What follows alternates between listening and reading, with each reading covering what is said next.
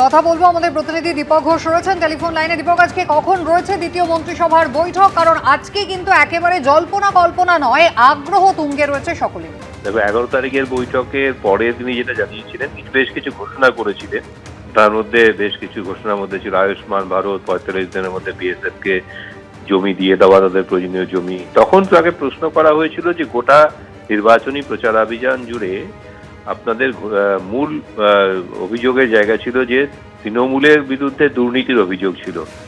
তখন তিনি জানান যে প্রথম মন্ত্রিসভার বৈঠকে বেশ কিছু গুরুত্বপূর্ণ বিষয় নিয়ে আলোচনা হয়নি, যেগুলো পরবর্তী বৈঠকে আলোচনা হবে। অর্থাৎ 18 তারিখে যে ক্যাবিনেট বৈঠক হবে, সেই বৈঠকে 11টার সময় আজকে হবার কথা নবান্নে, সেই বৈঠকে আলোচনা হবে। সেখানে মূলত কি আলোচনা হবে তিনি বলেছিলেন যে ডিএ সংক্রান্ত বিষয়, সেটা ওদের ইস্তেহারও ছিল এবং প্রতিটি জনসভাতেও তারা বলেছিলেন, এবং স্বয়ং ওদের নেতা, বিজেপির নেতা কেন্দ্রীয় স্বরাষ্ট্রমন্ত্রী, তিনিও বলেছিলেন যে বকেয়া ডিএ মিটিয়ে দেওয়ার পাশাপাশি তাদের জন্য নতুন পে কমিশন গঠিত হবে এবং সেই পে কমিশন থেকে নতুন তাদেরকে বেতন পরিকাঠামো ঘোষণা করা হবে। এবং সেটা সম্পর্কে আজকে সম্ভবত ঘোষণা হতে পারে ক্যাবিনেট বৈঠকের পরে, যে তাদের বকেয়া কবে দেওয়া হবে, কিভাবে দেওয়া হবে। এবং যে বকেয়া নিয়ে আমরা সবাই জানি যে দীর্ঘদিন ধরে আদালতে মামলা হয়েছে, সরকারি কর্মচারীদের দাবি ছিল, আদালতের নির্দেশ ছিল, তারপরেও সেটা পূরণ করা সম্ভব হয়নি।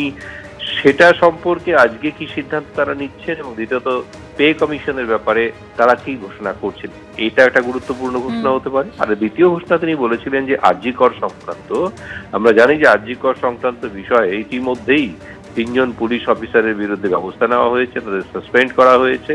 এবং সেই সঙ্গে মুখ্যমন্ত্রী আরেকটি বিষয় বলেছেন, সেটা হচ্ছে যে প্রাক্তন মুখ্যমন্ত্রীর কি ভূমিকা ছিল আরজি করের ঘটনায়, সেটা তারা খতিয়ে দেখবেন। আজকে ক্যাবিনেটে সেটা নিয়ে আলোচনা হবে কিনা সেই প্রশ্ন কিন্তু থাকছে। পাশাপাশি দুর্নীতির বিষয়ে তিনি বলেছিলেন যে 18 তারিখের বৈঠকে দুর্নীতির বিষয়ে আলোচনা করা হবে। এখন দুর্নীতির বিষয়ে কোন বিষয়ে আলোচনা করা হবে সেটা তিনি বলেন, কিন্তু পরবর্তীকালে গত 7 দিনে তার বারবার ইঙ্গিত ছিল যে লিপস অ্যান্ড বাউন্স সম্পর্কে তিনি প্রশ্ন তুলেছিলেন। আমরা জানি যে সারদা কাণ্ডের পরে লিপস অ্যান্ড বাউন্সের নাম সামনে আসে।